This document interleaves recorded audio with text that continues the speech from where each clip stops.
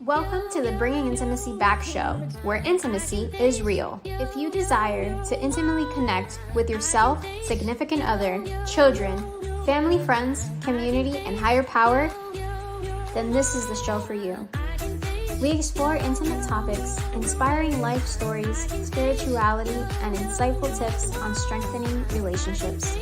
The show is hosted by Dr. April and her co-host, Coach K. Let's get this episode of the Bringing Intimacy Back show started. We share with you today the secret power to intimacy to create the life you love or love the life you create. Now here's your host, Dr. April, and her co-host, Coach K.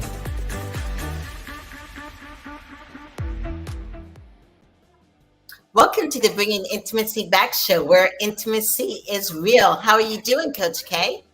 I'm doing great. How about yourself? I'm doing great. I love the month of February. Yes, indeed. Love, like history, love. Yes. Also my birthday month. So yes. So sorry I wasn't here last week. But I celebrated my birthday, and you know, it's so great that I'm so excited about today's topic because it's one of the things that I really love to understand. And I love that we are able to open this space up to just men in general, showing that there are places to talk. Yes. So our topic today is really trying to understand men, that loneliness, that social isolation. You know, so much work is, even in our fields, so much focus on the female. Right. Yes. And so to flip it on the other side, to understand it from a man's perspective, and even to understand what they're going through. Yeah. That is, we as women, we can study, we can read books, we can ask questions, but to hear it from the horse's mouth is probably more relatable to other men as well. Right. Because in reality, when we study relationships and couples, the number one reason why they split up is loneliness. Yeah. And many couples, you know, sometimes they're like, the man is lonely. I don't understand that. He has football. He has the Super Bowl. He has the gym. We put all the things on him, not realizing that just like we want emotional support and someone to listen to us, hey, that other human being may want it too. Right, definitely. And that's for us to show some kind of love and kindness, which talks about our charity of the month, because as we say, you know, February is the month of love. And one great thing about love, or one main aspect of love, is charity.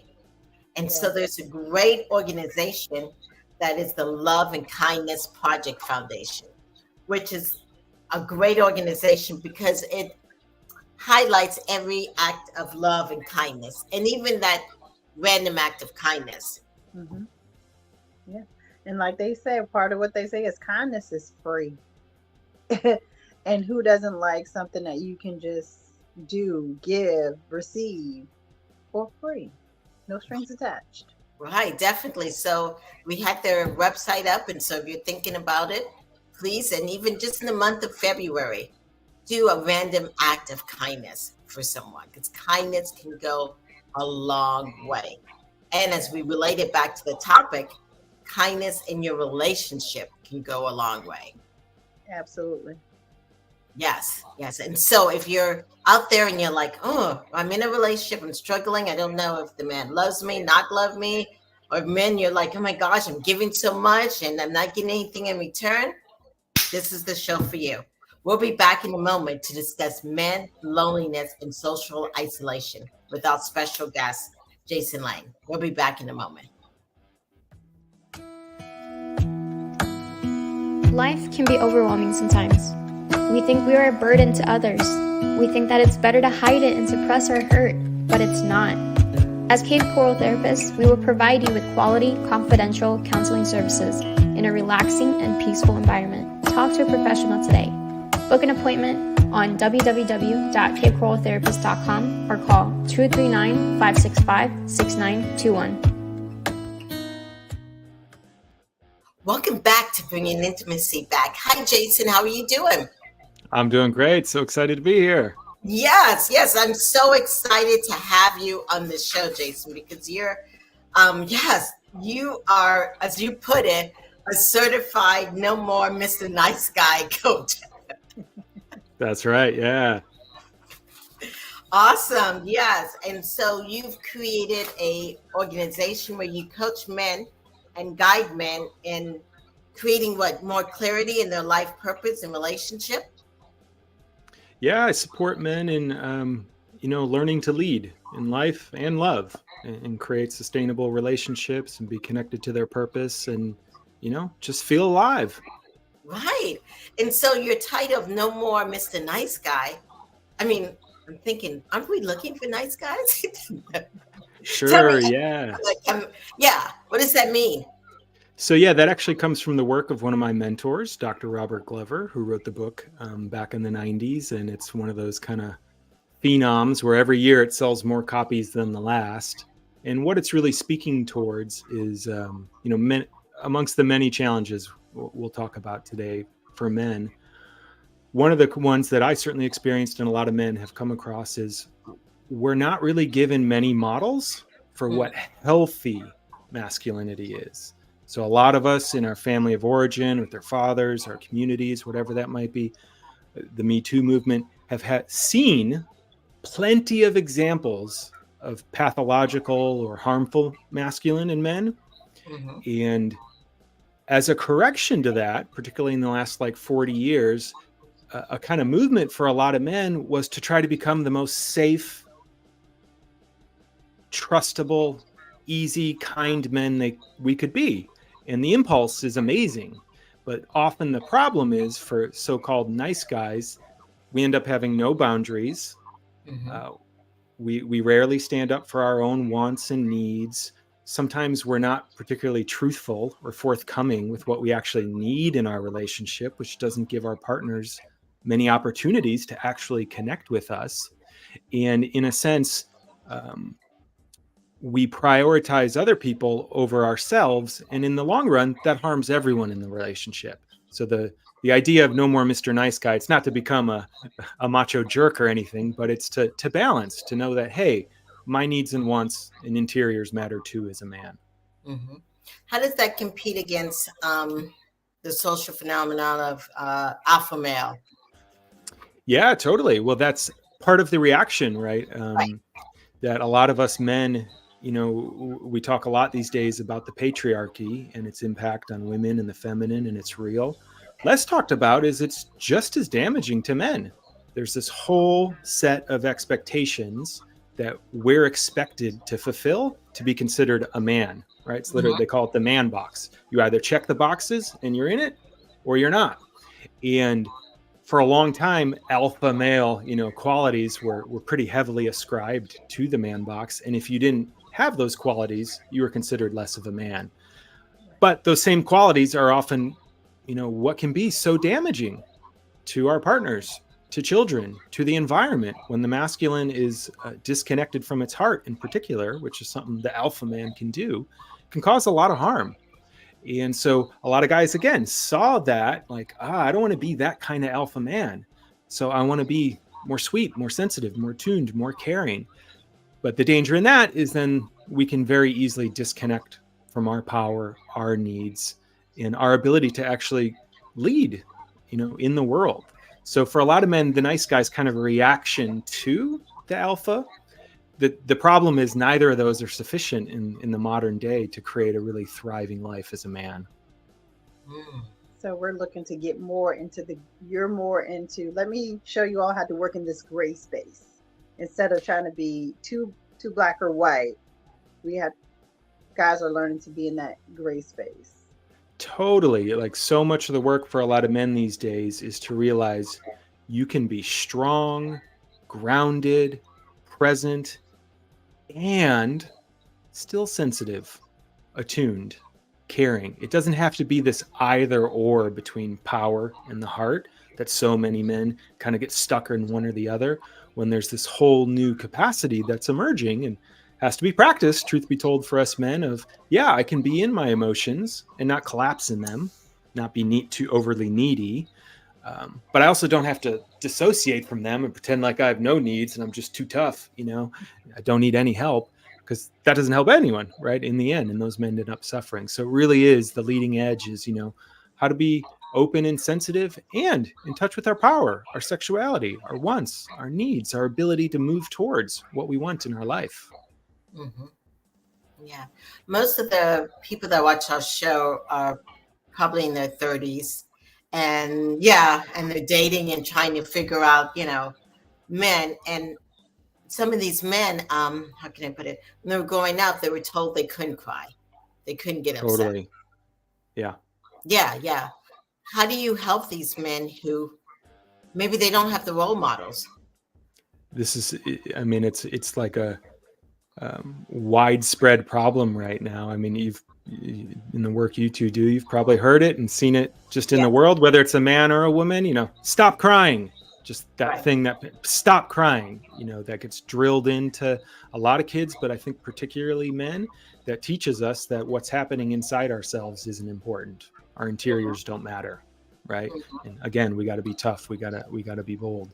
And so a lot of the work I do, and why I particularly emphasize the power of group work, is for men to have the experience of seeing another man in his emotional expression and have the felt body experience simultaneously that, wow, that guy's really strong. He's in tears right now. And I can feel his power. Like, that is a man who is really showing up strong and vulnerable in his life. And one of the things is, once we see it, we're like, oh, I didn't even know that was an option. So many guys come to me. They're like, I didn't even know that was an option. No one ever showed me or modeled that for me. So I've had to hold all this stuff in all these years, or pretend it wasn't there, or drink it off, or smoke it off, or, have sex to get it. Like, all these things us men do to try to regulate our emotions, because no one really often gives us permission to feel them and teach us how to feel them, in that, having feelings does not make you less of a man. As I like to say to a lot of guys I work with, like, who's more afraid? The man that's afraid of his emotions, or the man that just knows to go right into them, that they're part of the human experience? Sometimes I'm in grief. Sometimes I'm in pain. Sometimes I'm in anger. That's all okay. Mm-hmm. And it doesn't make you less of a man. In part of what I'm trying to maybe go against the culture is, it makes you more of a man. And we need a lot more men who are showing up in their hearts and inviting other people into that space as well. Yeah. Wow. I love how you create these communities that men can visually see, because many men are very visual. Yes. Yeah. Like, a lot of men, we want the instruction booklet, right? We want to see how it's done. And then once some kind of models this for us, we're like, oh, okay, now I can try that. And, the spaces I like to create, and men's groups in particular, are a place where men can, for the first time, realize, wow, it's safe to be in my emotional body and my emotional expression in a way that, for a lot of guys, it's sometimes it just wasn't. Locker room culture, bullying growing up, there's a lot of pressure to not show any weakness, to not show any emotion or vulnerability, that we have to then unwind as adults in the appropriate spaces. Okay, yeah. So before I ask about the community, but if a man's out there listening and he doesn't know, maybe I'm dealing with my emotions, maybe I'm not. What are some physical things if you're not dealing with your emotions? Oh, yeah. Depression, low energy, rigidity, tension in the body, anxiety, going towards substances or dopamine type activities repeatedly. This stuff has huge costs on us as men, and particularly as we start to age, it shows up even more in terms of autoimmune disorders, our longevity, right? They have the research, loneliness, just as dangerous as smoking a pack of cigarettes a day, being morbidly obese. Like, you get sick faster and you don't live as long when you're in isolation. We're meant to connect. And, most men, again, just aren't given the tools for what to do with their emotions, or even know how to label them, which is why things like therapy are so important, to just slow men down and help them identify, oh, that thing I'm feeling in my body, that's grief. Wow, I feel grief in my belly right now. And then it kind of starts to pour out.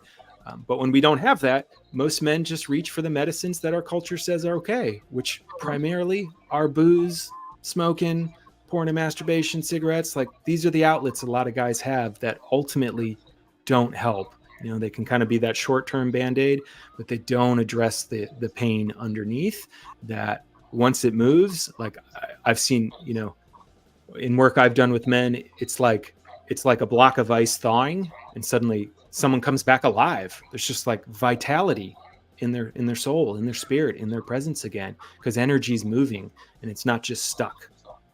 Right, definitely. And you're right, it affects the whole body. You know, I've seen where men have had heart attacks or performance issue in the bedroom, just a variety of different things, you know, yeah, that it just impacts them, you know, that they can't even, you know, function or think. And so as a woman, if we see a man who's shutting down, how do we go about helping them? Yeah, this is delicate, right? In that for a lot of men, there's a lot of pride around providing or being strong and not wanting to show weakness. And so, you know, one of the things that I have found most men are very open and appreciative of is just appreciation, right? A reflection of, wow, I see how hard you're working at things right now. And I know it's really tough. And I just want you to know I see that. And that is often like, you know, just good vibes for us guys to receive, that, hey, our hard work is being recognized, even if it's not quite going as well as we might want, right? In our relationship or in our work or whatever that might be.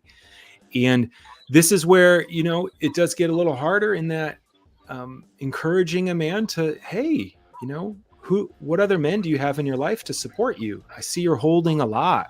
I see you hold a lot, and I love you, and I want to hold you as much as I can. And I wonder, you know, who else do you have that can hold you out there in the world that might understand, right, what you're going through? So it's the encouragement, right, to get resourced. And as I say, particularly with other men, it creates a space, right, where we can kind of just let it all out and feel unburdened and not have to be acting like we have it all together. Mm-hmm. Yeah. So earlier you talked about communities and creating communities. How do you do that with men? How do you create these communities? Yeah. So part of my mission at this point in the world is I believe every man should be in a men's group. And a men's group means a lot of different things, but at its most basic, it's a group of men who meet, you know, a couple times a month with the intention of getting real with each other about what's going on inside themselves and in their outer world, to be able to support each other when they're struggling or down, but also hold each other accountable when there's something important we want to move forward in life. And that type of community, that rhythm, I have found is so transformative for us guys. I mean, it's completely changed my life to help me be more resilient, to deal with all the stresses of being a father, being a husband, being an entrepreneur, and having a place where I can go fall apart, where I don't have to be the one holding it together, so that I can go back to my life and hold it, so to speak. But I need somewhere I can kind of turn over the reins, so to speak, of, this is hard, or, you know, whatever that might be. And that kind of community fuels us socially. I've seen men, their relationships with their partners get better when they're in a men's group. They make more money, their jobs improve, their relationships with their kids improve, because what they're learning is to become more present with themselves, which allows them to be more present with others. So men's groups would be my thing. Do you think that social media plays a heavy role in the pendulum being either over here or way over the other side, especially with the whole alpha male thing? Like, you're supposed to be, like, you're supposed to be this. I think it's, I mean, in a sense, it's kind of poisonous in that it you know, I consider social media like the sugar of connection. You kind of feel like you're getting calories, but it's empty, right? It doesn't do anything for you, really. You're not getting nourished. It's not actually relational, right? You can feel like you know somebody, but you don't know somebody, right? Unless there's that eye contact, there's that back and forth, that in the moment, present thing. So on the one hand, it like hurts us because it's isolating people, even though it's supposed to be connecting us, right? It actually creates a lot more isolation. Then on the other hand, right, whether it's beauty, money, status, on social media, it seems like everybody's crushing it with everything. And the best looking people in the world with the most money, all that stuff floats to the top. And for men, comparison in particular is poison. When we start comparing ourselves to, oh, he's there and I'm here, and oh my God, he's better than me. He makes more money than me. He's better looking than me. And, that's a human experience. But I think for a lot of men, it's particularly strong. So I think it really accentuates that, oh my God, there's somewhere else I got to be, or some other place I got to be at in my life to be considered okay, or to be worthy of love, or whatever that might be. And it creates a lot of pain for men in my experience. So detoxing from that could be a big deal sometimes for a lot of guys. Okay, yes. And so in reading on your website, you have a variety of different services to help men detox, like you said. Yeah.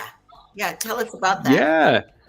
I work with guys in a lot of ways. One of the primary ones is I work a lot with men around dating and relationships. And that was a pain point for me. And one of the reasons I found it's a gateway for a lot of men to transformational work and getting into community is it's one of the only things that is so painful for men.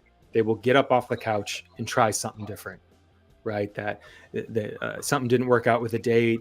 They got split up with their ex or something like that. It creates a lot of pain for there's something I want and it's not happening for me. I got to do something different.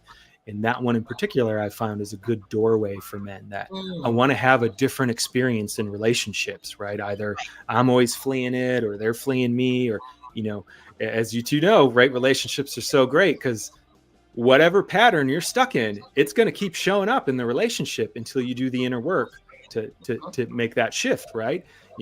A couple relationships, you're like, oh, it's their fault. But then if the same thing keeps happening, there's usually that awakening that, oh, wait, what's the common denominator here? Something I'm bringing to the table too.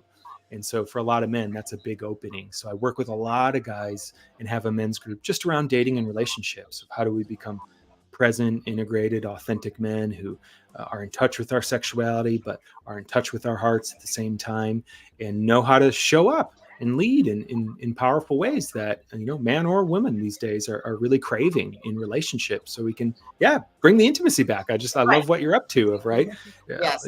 Create the skills. So, for a lot of guys I work with, by default in their relationships, that falls on the woman to create intimacy and drive the emotional connection forward or talk about things. And it's such a game changer when men learn the tools for, oh, I can be the one that presences that conversation. Or, hey, I notice we're feeling a little disconnected right now. What's going on? Or it feels like, I have a sense you might be a little angry at me. Like, tell me what's up. Like, bring it on, and that changes relationships when a man is willing to step into that and feels like he has some skills. And then I also do some work. I lead men's groups and live retreats where men just get to come have that experience of being around men who are showing up in a different way than most of us were raised around or modeled for us. And as part of that, one of the last pieces I do a lot with men is what I call shadow work, which is just the process of becoming more intimate with what's actually running the show for us, which is often, wounding from our childhood or needs and wants that we haven't identified that are showing up, or our inner critic or the shame, and getting men just to get more into their bodies and get more in touch with everything they're holding tends to change the game. So lots of ways I love working with men. Okay. So if a man is in there thinking, oh, maybe this is something for, I don't know, men who, are more feminine, they're going to turn me into some feminine thing. Yeah, it's a big fear for a lot of guys. Yes. Totally. Yeah. And What's your answer to that?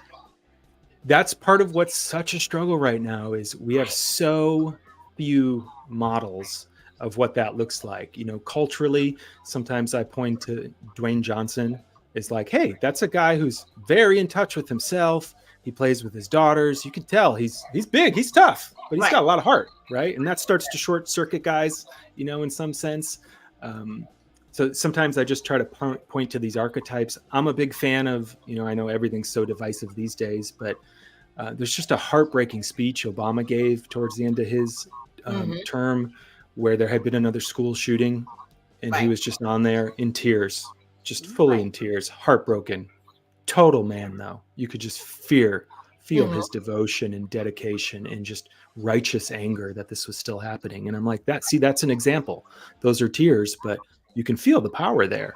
And just this idea that, the most powerful men I know, they have access to their emotions, right? And it's that emotional fluidity, that ability to be with unlocks so much power in us, including in relationship. Because for a lot of men, whatever we're uncomfortable feeling in ourselves, guess what?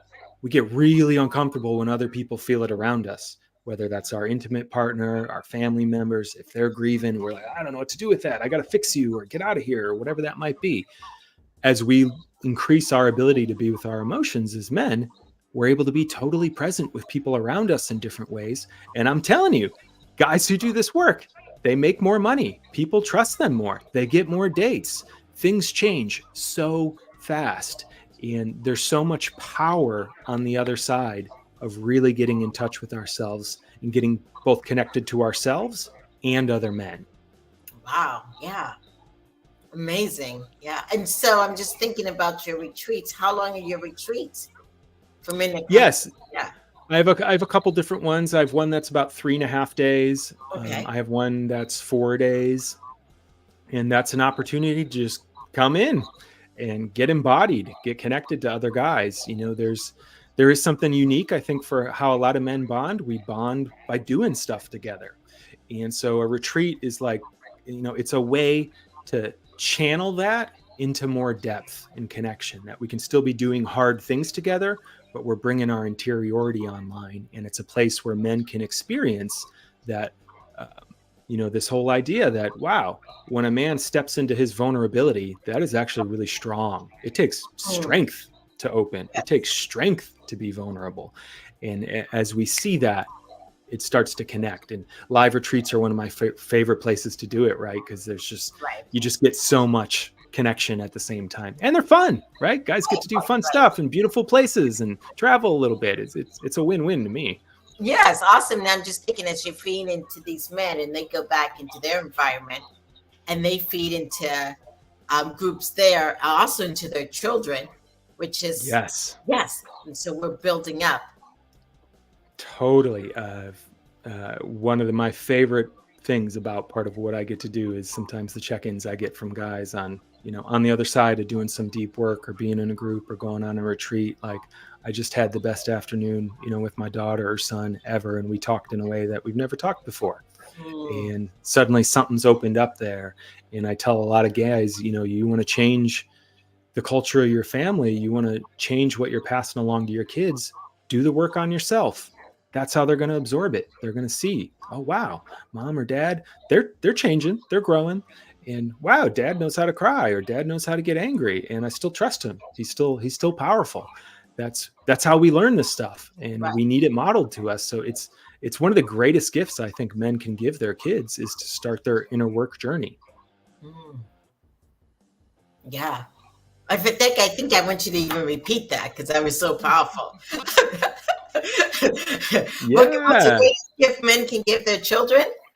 To start your inner journey, right? So to slow down and take responsibility for just all of you. It's not about blaming our parents or how we were raised, but there's realizing everything that happened to us had an impact. And we all have to learn certain survival strategies when we're young to get by in our system. And as I tell guys, the struggle with that is often what protected us when we were young is usually the barrier to everything we want as adults, right? And so there's this delicate learning to honor and unwind that, which I called, doing the work. It's doing the inner work to learn about yourself, your body, your emotions, your feelings, your history, your past.